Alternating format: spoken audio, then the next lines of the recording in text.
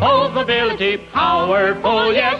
Oldsmobility in Olds 458. Just wait till you see Oldsmobility in action. Like in the beautiful new Dynamic 88.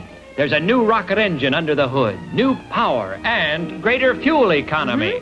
Economy that matches the down-to-earth price of an 88. The lowest priced rocket engine car. There's nothing like the 58 Oldsmobile.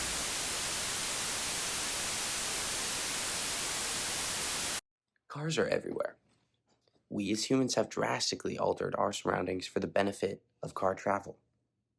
Anywhere you go in the US, you won't be far from a road that was built for a car. And it's not difficult to see why we have sacrificed so much of our environment so that we can travel in a car. Cars are very convenient and very personal. But it's also not difficult to see the slew of issues that have come with creating this car-centric society.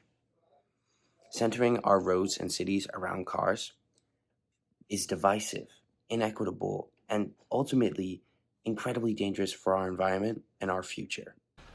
America's dependency on cars began back during our Industrial Revolution. During the Industrial Revolution, our biggest cities were beginning to be built around trains and streetcars that were being used to transport the goods from being produced in these brand new factories. These lines for trains and streetcars would lay the groundwork for roads that in the coming decades would be dominated by the car. By 1900, there were three types of cars taking up most of the space on American roads. The first of which ran on a steam-powered engine. The next, the car we know today, ran on a gas-powered engine. And the third was a car that ran on a rechargeable electric battery.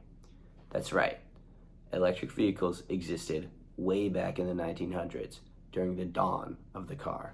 Unfortunately, these electric batteries just did not last long enough to get an automobile very far.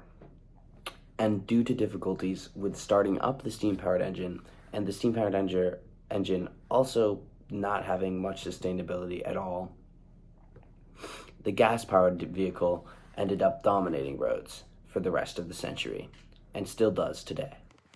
Nowadays, in the US, it is impossible to picture yourself getting anywhere without a car. This is because our roads are designed for you to be using one thing and one thing only to get around, a car. Despite various other more environmentally friendly, more human-friendly ways of getting around, like biking or walking. Luckily for some of us, our commutes are possible by biking or walking. It's like really, I don't know, very doable. It's like 15 minutes just like through the city. I walk to school usually every day, and then whenever I drive, it's because I have like some unavoidable thing that I need to do, like going to practice. I don't like driving though, I prefer to walk definitely. Unfortunately, this isn't possible for everyone. I drive to school pretty much every day. For all my elementary and middle school, I walked to school. It was probably about like half a mile or less away. I definitely liked walking a lot more. I mean, if I could do it now, I would. So. Dependency on cars is not going to disappear overnight. But if we can plan our cities more around walking by implementing more pedestrian zones, more crosswalks, and widening our sidewalks, then we can become more independent of cars. I think when I picture like the city I want to live in when I grow up, it's somewhere like Portland in like the peninsula area where I can walk to like a lot of places. As areas become less and less urban, it does become harder and harder to reduce car dependency. But reducing our car dependency in our most urban areas will reduce our carbon emissions and will help these areas thrive